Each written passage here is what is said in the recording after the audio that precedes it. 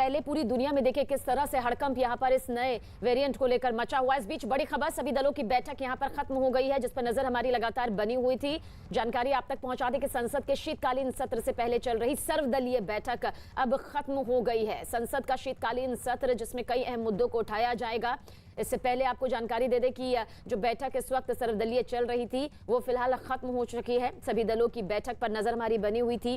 बेहद खास इस बार संसद का शीतकालीन सत्र माना जा रहा है। खासतौर से कई ऐसे ज्वलंत मुद्दे हैं जिन पर चर्चा होगी, जिनको लेकर हंगामेदार इस सत्र के रहने की आशंका भी लगातार जताई जा रही है। लेकिन सर्वदलीय बैठक जो हो रही थी फिलहाल वो खत्म हो चुकी है। नीरज हमारे सहयोगी ज्यादा जानकारी के लिए, क्या कुछ जानकारी मिल रही है नीरज? अब सर्वदलीय बैठक जो कि एक औपचारिक तौर पर होती भी है, अब ये बैठक खत्म हो गई है। सबीना देखिए, आपसे थोड़ी देर पहले, महज 10 मिनट पहले सर्वदलीय बैठक खत्म हो गई और ये भी माना जा रहा था कि आमतौर पर प्रधानमंत्री इस बैठक में हिस्सा लेते रहे हैं, लेकिन आज की बैठक में वो नहीं पहुंच पाए।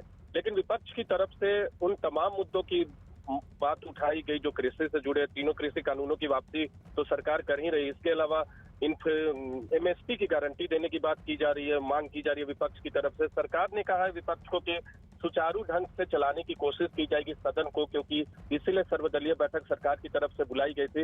इसके अलावा दूसरे कई अहम मसले जिनको विपक्ष उठाना चाहता है, महंगाई का मुद्दा हो, पेट्रोल डीजल की कीमतों का मुद्दा, ये तमाम ऐसे मसले जिनको विपक्ष उठाना चाहेगा। चीन का मसला हो, भारत चीन का जो सीमा विवाद है या चीन की तरफ से अतिक्रमण की बात बार बार आती है, ये तमाम मसले जो विपक्ष उठाना चाहता है। सरकार तीनों कृषि कानून की वापसी से जुड़ा बिल वो लोकसभा में लिस्ट कर चुकी है, उसकी तो वापसी होगी ही। और सरकार ने विपक्ष को कहा है कि वो ये कोशिश करेंगे कि सुचारू ढंग से सदन चले और विपक्ष की मांगों पर भी ध्यान रखा जाएगा जो विपक्ष चाहता है। लेकिन संजय सिंह जो कि आम आदमी पार्टी के सांसद, उन्होंने बैठक का बहिष्कार किया क्योंकि वो जो मुद्दे रखना चाहते थे उनका आरोप है कि बैठक में उन्हें रखने नहीं दिया गया। इसके अलावा तमाम दूसरी पार्टियों के नेता इस बैठक में मौजूद थे, सत्ता पक्ष और विपक्ष के अलावा।